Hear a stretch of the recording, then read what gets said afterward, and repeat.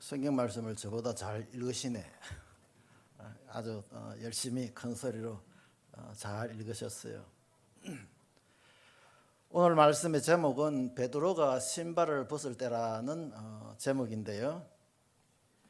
베드로가 신발을 신을 때입니다. 벗을 때가 아니고 신발을 신을 때. 1절에 보니까 헤롯 왕이 나오는데 이 헤롯 왕은 헤롯 아그리파라는 왕이고 헤롯 대왕의 손자입니다. 헤롯 대왕은 마태복음 2장에 보면은 아기 예수님이 태어났을 때에 동방박사가 오게 되잖아요. 와서 그 헤롯 대왕에게 묻습니다. 유대 나라의 왕으로 나신 이가 어디 있느냐 물으니까 그 헤롯 대왕이 제사장을 부르고 서기관들을 불러서 그 알아봐라고 하니까 유대 땅 베들레헴에서 그 왕 아기 예수가 태어나실 것을 말하게 되었지요. 그때 헤롯 대왕은 이제 그 박사들이 돌아갈 때 내한테 잘 보고를 하고 그렇게 나도 거기 가서 뭐 좀 이렇게 선물을 전하든지 축하를 해야 되겠다는 이런 식으로 그런 분위기로 말을 하게 되는 것입니다. 그렇지만은 이 동방 박사들은 꿈에 주님으로부터 지시를 받고 헤롯 대왕으로 가는 것이 아니고 자기 나라로 그냥 돌아갔었어요. 헤롯 대왕은 조금 있다가 이게 내가 계획한 대로 일이 되지 않는구나 생각을 하고는 그냥 베들레헴에 있는 2살 이하의 모든 남자아이를 다 죽이게 한 그 왕이 헤롯 대왕입니다. 그 대왕의 손자가 지금 12장 1절에 나오는 이 헤롯 왕이 되는 것입니다. 뿐만 아니고 헤롯 왕의 삼촌 중에 한 사람이 되는 헤롯 안티파스라는 이 왕이 있었는데 이 왕은 침례 요한을 그 칼로 목 베어 죽인 그 왕인 것입니다. 뿐만 아니라 지금 이 얘기 나오는 12장 1절 이 왕은 며칠 전에 예수님 제자 야고보를 또 죽였었어요. 그러니까 이 헤롯 이 사람들은 나쁜 사람들이지요. 헤롯 이 가문은 에돔 족속이에요. 그러니까 야곱의 형님이 되는 에서의 후손들이지요. 이게 이제 이 나오는 이 헤롯 이 왕이 에돔 족속으로서 야곱의 형 에서의 후손이고 이제 이렇게 야고보를 죽이니까 3절에 보니까 그 이제 백성들이 너무 좋아해서 기뻐했었어요. 그러니까 정치적인 어떤 기반을 위해서 야 거기 그 야고보보다 더 큰 인물이 있는데 베드로가 있다고 그러는데 그 놈을 잡아서 좀 내가 어떻게 처리하면 그 유대 사람들이 더 좋아할 것이라 이렇게 생각을 하고 베드로를 잡아서 옥에 가두게 되는 것입니다. 야고보는 감옥에 들어가서 죽었고 베드로는 본문에 보면 감옥에 들어갔지만 나왔었어요. 왜 한 사람은 죽고 한 사람은 나왔을까요? 믿는 사람들 중에서도 암에 걸려서 어떤 분은 병원에 입원해서 낫게 되는데 어떤 분은 병원에 입원을 해서 나오지 못하는 분들이 있어요. 믿음이 좋지만은 어떤 청년은 대학을 졸업하고 취직이 되는 청년이 있고 또 취직을 못하는 청년이 있는 것입니다. 왜 이런 일들이 생길까요? 그건 하나님 뜻이에요. 하나님이 하시는 일이에요. 우리는 감옥에 들어가면 나와야 된다 생각을 해요. 일을 시작했으면 성공해야 된다고 생각하는 것이에요.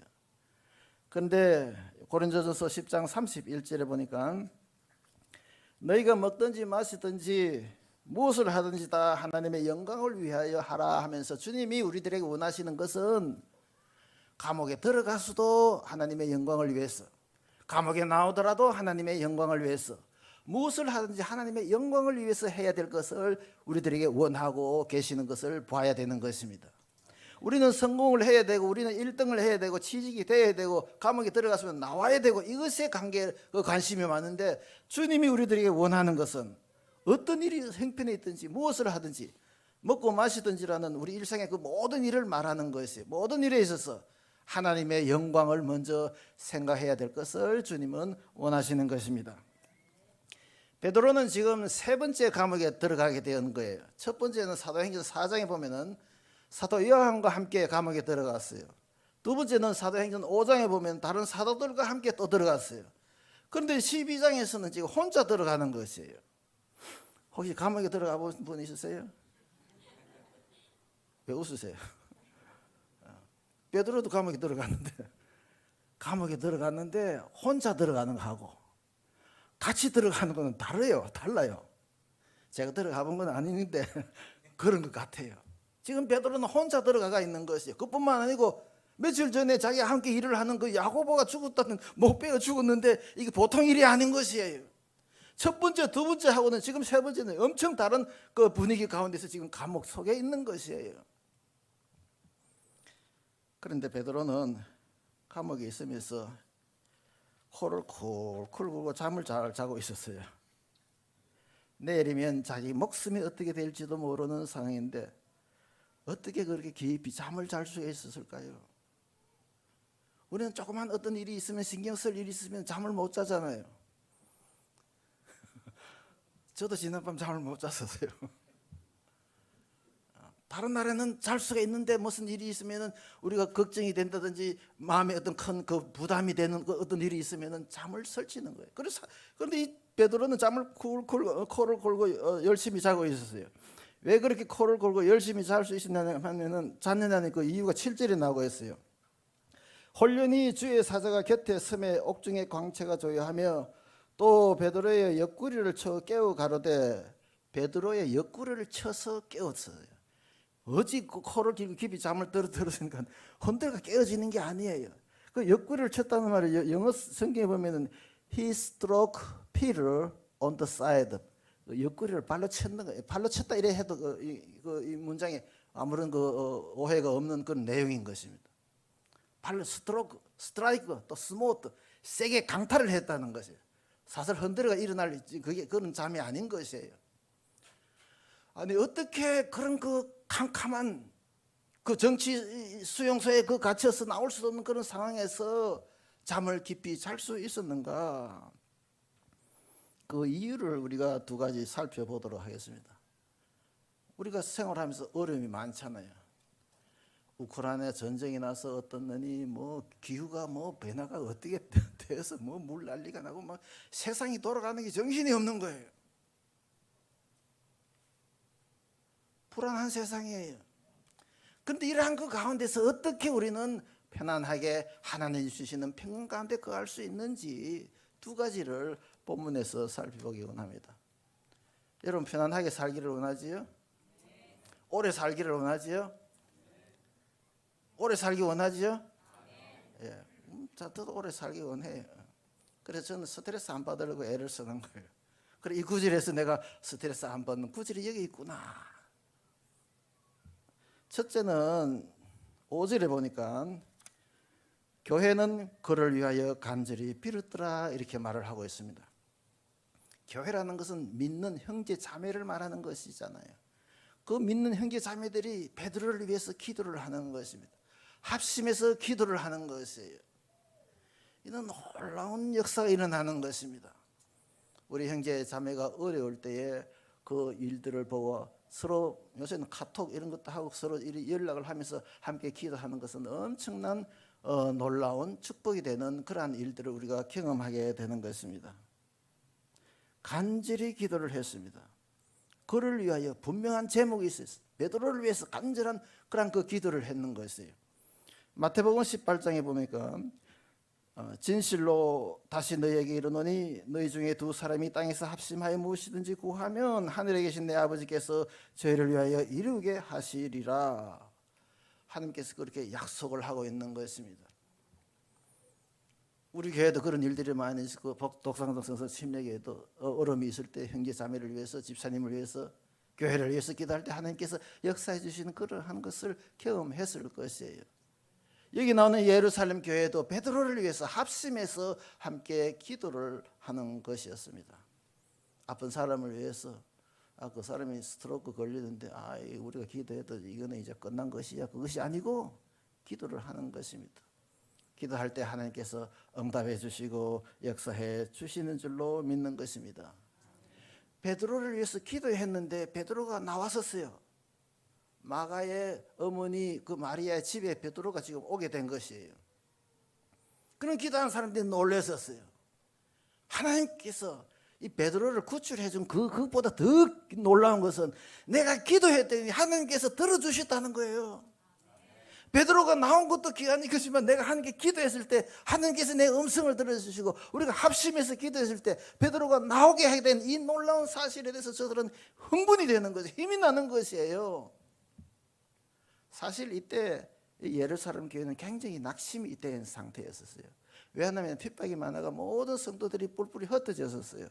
안디옥 교회는 교회가 잘 되고 안디옥 교회가 한 480km 떨어진 거리인데 예루살렘에서 안디옥까지 그 교회는 잘 되고 뭐 바울과 바울과 바나바를 전도 여행을 보낸다니 막 큰 부흥이 일어나는데 여기는 지금 기근도 있고 어려움이 있고 힘든 가운데서 기도를 하니까 하나님께서 들어주는 그 기도 응답으로 이 사람들은 다시 힘을 갖게 되는 것이었어요. 우리가 합심해서 기도하고 그 사람의 형편을 우리가 깊이 생각을 하면서 기도하는 것이 필요한 것입니다.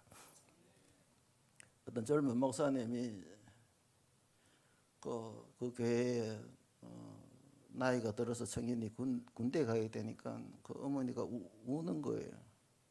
그러니까 그 목사님이 아니 다 군대 가는데 대한민국 남자로 다 군대 가는데 뭘 그래 우세요 이렇게 하던 분이 자기 아들이 군대 가니까 자기가 눈물이 나더라고요.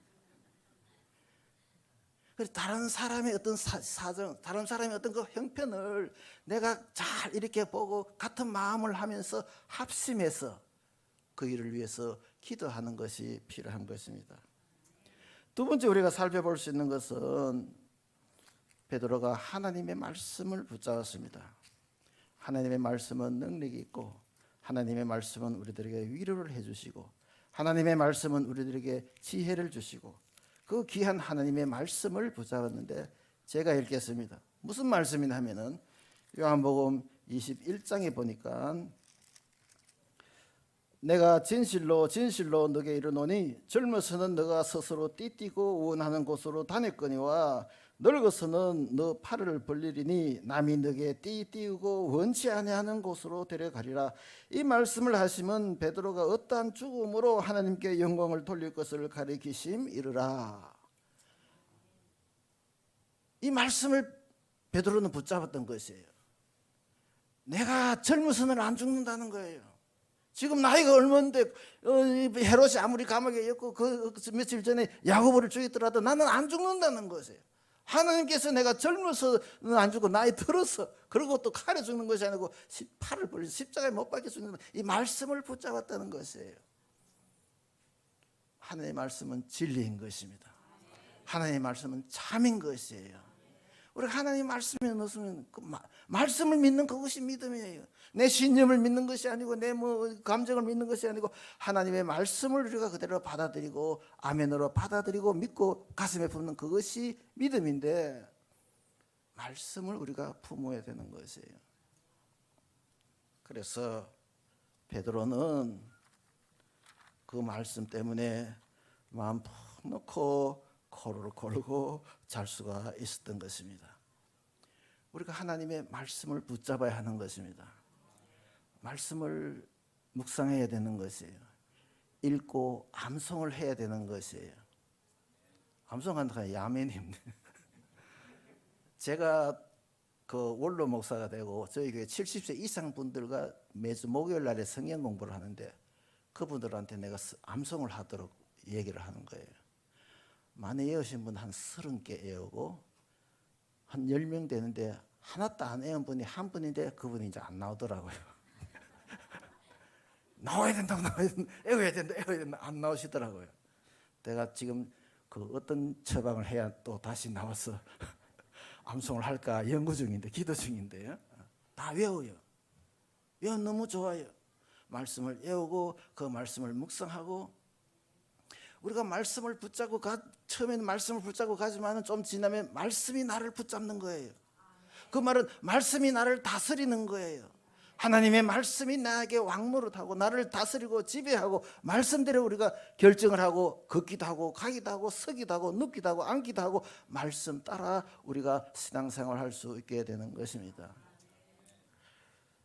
제가 1985년도에 시카고에서 개척교회를 시작을 했었어요. 개척교회를 하면서 목회를 하면서 여러 가지 말씀이 나에게 힘이 되는데 그중 가장 힘이 된 그 말씀을 제가 여러분들한테만 아주 비밀인데 소개해 드리겠어요. 제가 성경 공부할 때 이건 100만 불짜리라 그래요. 저한테는 100만 불 이상이었어요. 그러니까 이거 외우라는 거예요. 이거 묵상해라는 거예요. 여러분들도 많이 외우시고 아실 것이에요. 제가 읽겠습니다. 고린도전서 10장 13절인데요. 사람이 감당할 시험 밖에는 너희에게 당한 것이 없나니 오직 하나님의 미쁘사 너희가 감당치 못할 시험 당함을 허락지 아니하시고 시험장을 점에 또한 피할 길을 내사 너희로 능히 감당하게 하시느니라. 주gen식 목사님도 개척교회 할 때 너무 힘들었던 걸 제가 이야기도 듣고 알고 그렇게 했는데 한국 떨어지면 미국은 캄캄하게 어디서 뭘 해야 될지. 그런데 이 성경 구절이 저한테 큰 힘이 되는 거예요. 그러니까 하나님께서 내한테 피할 길을 내시는데 그 피할 길이 어딘가 그걸 살피는 거죠. 내 머리로 내 경험으로 사람의 어떤 그 말을 듣고 갔다가는 거기 피할 길인 줄 알았는데 나중에 보니 낭떠러지예요. 그것이 아니고 하나님께서 기도 중에서 말씀 가운데서 하나님께서 피할 길을 내주신 그것을 찾고 그 길로 가야 되는 것이에요. 사람이 아무리 단단하게 묻고 지키더라도 하나님은 베드로를 간단하게 감옥에서 데리고 나왔던 것입니다. 자기가 꿈인지 생신지도 모르고 천사를 따라 나와 보니까 어느 시점에서 그냥 옥문 밖에 나온 거예요. 정신을 차리고 보니까 자기가 감옥에서 나온 것이에요. 천사가 발로 치면서 빨리 옷을 입으라 띠라는 거, 그리고 신발을 신으라는 거예요. 그래서 서울 따라 나갔는데 밖으로 나왔었어요. 그 다음날부터 베드로는 아침마다 신발을 신을 때 어떤 생각을 했을까요? 하나님은 나와 함께 하시는 분이다. 내가 아무리 캄캄한 곳에 있더라도, 내가 아무리 앞이 캄캄하더라도 하나님은 나와 함께 하시고 나를 이렇게 세워주시고 나에게 지혜를 주시고 길을 열어주시는 하나님인 것을 믿는 것이에요. 우리가 아침에 일어나서 오늘 차도 막히고 복잡하고 날씨도 안 좋고 지난주에 또는 어제 그 위에 상사하고 무슨 일이 있었는데 오늘 또 그 사람을 만나는데 복잡하게 생각하고 일을 시작하는 것이 아니고 말씀 가운데서 이 담대하게 용기를 가지고 확신을 가지고 소망 가운데서 매일매일 일하는 것이 필요한 것이에요. 그래서 우리가 신앙생활하면서 하나님께서 이 베드로에만 그렇게 한 게 아니잖아요. 우리 모두에게 하나님께서 은혜를 베풀어 주시고 특별한 그 선물들을 주신 것을 사람들은 감사하는 것을 잊어버리기 쉬워요. 나는 감사한 것을 잘 기억합니다. 다 그렇게 생각을 해요. 그게 문제예요. 나는 배움 만덕하는 사람, 나는 그런 사람과 전혀 먼 사람이지요. 그런데 사람은 감사한 것은 쉽게 잊어버리고 좋지 못하는 것은 그게 기억에 남는 것이에요. 좋지 못하는 기억 남으면은 감사하는 사람이 안 되는 것이에요. 감사라는 것은 과거에 하나님께서 나에게 베풀어 주신 은혜와 은사와 선물들을 생각할 때 고마운 마음이 있는 그것이 감사인데 그것이 없으면 하나님께 감사할 수가 없는 것이에요. 베드로는 이렇게 아침에 일어날 때마다 하나님의 능력을 하나님으로부터 그 용기를 갖고 힘을 갖고 믿음과 확신 가운데서 새날을 그렇게 감당해 나갔던 것을 우리가 기억하는 것입니다. 제가 개척교회를 할 때 1985년도에 35세 개척교회를 시작했었어요. 35세 뭘 알았겠었어요. 그런데 주gen식 목사님 저보다 훨씬 일찍 시작했더라고요. 그러나 내가 일찍이 개척교회 했다고 말을 못하겠구나 했는데 준비한 것이 그것이니까. 개척교회를 했는데 10년 되어서 이제 미국 교회 건물을 구입하게 되었어요. 미국 교회 건물을 구입하는데 다운페이를 한 10% 주고 그다음에 이제 매달 돈을 얼마씩 이제 그 돈을 빌렸으니까 론을 갚아 나가야 돼. 매달 얼마 1일마다 갚아 나가는 것이에요. 그러니까 그 전에는 다른 그 미국 교회에 우리가 세를 들어서 한 달에 얼마씩 주고 세를 들었는데 이제 다른 미국 교회를 사고 나서는 한 13배, 14배나 되는 그 많은 돈을 매달 갚아 나가야 되는 것이에요.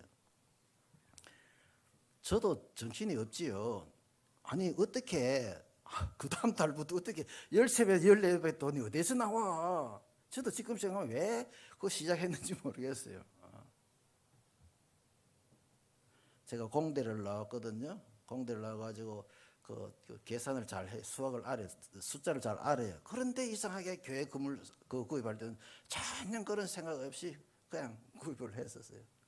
10%를 다운페이하고 그다음부터 이제 매월 1일에 13배, 14배 되는 돈을 페이하는데 와, 매월 1일이 어찌나 빨리 오는지 돈을 냈는데 조금 지나면 또 돈을 모아야 되는 거예요. 한 석 달, 넉 달 되니까 이제 교회 돈이 없는 거예요. 그래서 기도를 하는 거예요. 기도를 해도 돈은 또 안 주시더라고. 하나님이. 기도를 하는데 다른 아무 그게 안 되는 거예요. 이 사람이 돈에 이렇게 꽉 이렇게 스트레스를 받으면은, 재정적인 문제 어떤 그 스트레스를 받으면은 뭐 다른 기도하더라도 다른 기도는 그냥 주님 그 돈이 필요하면 그 X를 말하면서 이 지금 다 됐습니다. 며칠 안 남았습니다. 그 돈만 기도가 되는 것이에요.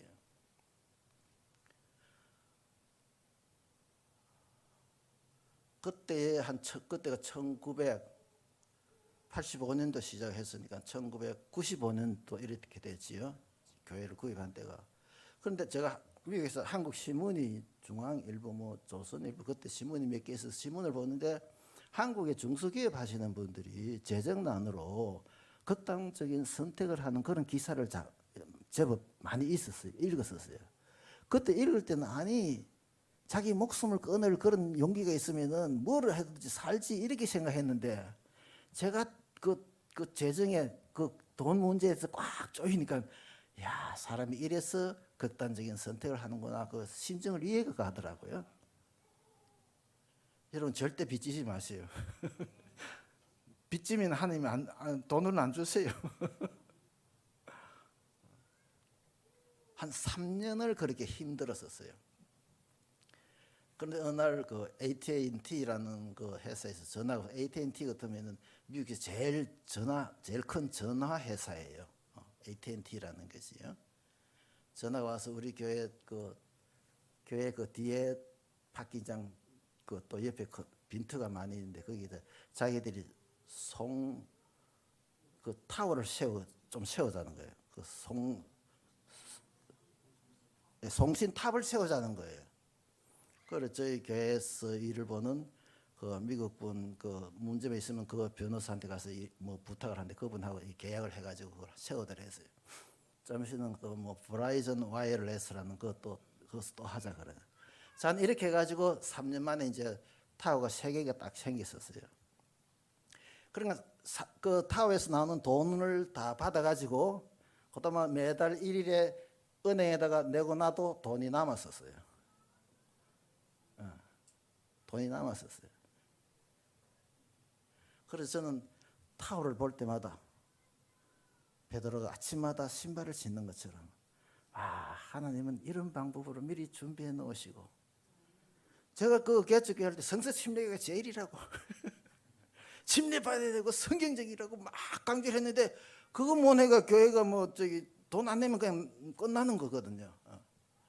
이런 창피가 어디 있냐 하고 막 기도를 하고 했는데, 자, 하나님도 창피 당하는 거는 싫은 모양이에요. 그걸 해주셨어요. 그래서 타오면 철로 되어 있지요. 다른 사람은 그거 보고 무슨 생각을 할지 모르는데 저는 그거 볼 때마다 생각이 다른 것이에요. 하나님은 나의 필요를 아시고 함께 해주시고 채워주시는 하나님이다. 네, 거기 내가 AT&T 가가지고 뭘 하자 말도 못해. 그 사람들 필요한지 안 한지도 모르고 또 어느 디파트에 가서 어디로 가서야 될지도 모르는데 거기서 연락이 와가 그래 다 이렇게 하도록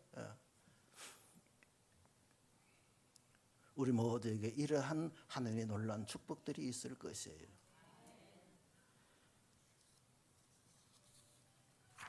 로마서 8장 32절 한 글자를 더 보겠습니다.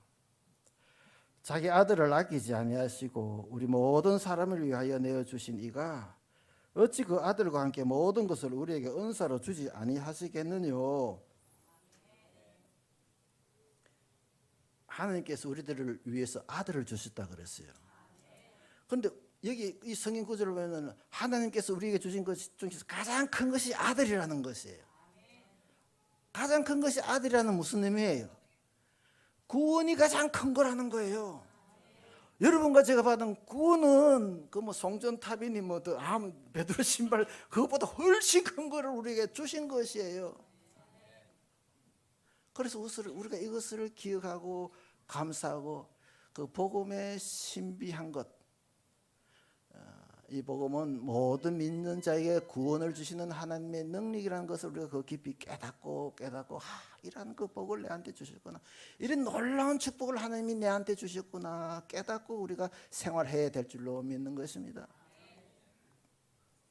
어떤 분은 내 죄가 요거만 한데 하나님께서 나를 용서해 주셔서 하는 사람들은 하나님의 은혜가 요거만 하다는 거예요. 어떤 분들은 내 죄가 이거만 해, 그런데 하나님께서 나를 용서해 주시고 하나님의 자녀로 삼아 주시고 영생을 주시고 구원해 주셨다면은 그분한테는 하나님의 은혜가 이만해요. 그런데 바울은 내가 죄인 중에 괴수라 그랬어요. 내 죄는 엄청나다는 거예요. 엄청난 죄를 용서 안 받았으니까 바울한테는 하나님의 은혜가 엄청나게 와 닿은 것이에요. 우리가 나는 그래도 뭐 다른 저 사람 보니까 나는 그래도 점잖하게 살아서 뭐 다른 짓도 안 했고 하나님이 내 용서해 주는 건 뭐 간단했을 것이야가 아니고, 고린도전서 2장 12절인 것 같아요. 우리가 하나님의 영을 받지 아니하고 오직 하나님께로 우리가 세상의 영을 받지 아니하고 오직 하나님께로 온 영을 받았으니 이는 우리로 하여금 하나님께서 우리에게 주신 은혜를 깨닫게 하려 하심이니라. 성령이 충만한 사람일수록 뭐 떠드는 것이 아니고 뭐라고 난리치는 것이 아니고 하나님의 은혜가 이렇게 크구나 그것을 깨닫고 겸손해지고 하나님의 은혜 가운데서 신앙생활하고 섬기는 사람이 되는 것이에요. 여러분, 우리 삶에 주님께서 해주신 많은 것들이 있어요. 남편을 주시고 아내를 주시고 건강을 주시고 직장을 주시고 하루 또 안전한 그 여행길을 주시고 아름다운 교회를 주시고 많은 것을 주시는 그 중에 가장 큰 것이 하나님 편에서는 내가 아들을 주신 그것이 가장 크다는 것이, 그 의미를 우리는 알아야 되는 것이에요. 그것이 얼마나 큰 것이라 하나님께서 이것이 제일 크다 그를 얘기했을까요? 그 큰 것을 우리가 받았기 때문에 그 은혜를 깨닫고 복음의 신비를 묵상하고 말씀을 묵상하면서 세상이 이렇게 어렵고 힘들고 내일이 어떻게 될지 모르는 이런 그 가운데서도 하나님 주시는 평강 가운데 거하는 여러분과 제가 될 수 있기를 주님 이름으로 축복합니다. 여러분들 이렇게 보니까 너무 좋아요. 어떤 교회는 가면은 내가 사람들 앞에서 설교를 했는지 뭐 앞에서 설교했는지 모르지만 아무 반응이 없는 교회가 있었어요. 그거 갔다 나면 그 목사님 왜 그 교회를 그렇게 했지? 너무 좋아요. 너무 말씀에 반응이 좋고 정말 너무 말씀 여기 전한 것이 저한테 큰 복이 되고 은혜가 됩니다. 감사합니다. 잠깐 기도드리겠습니다.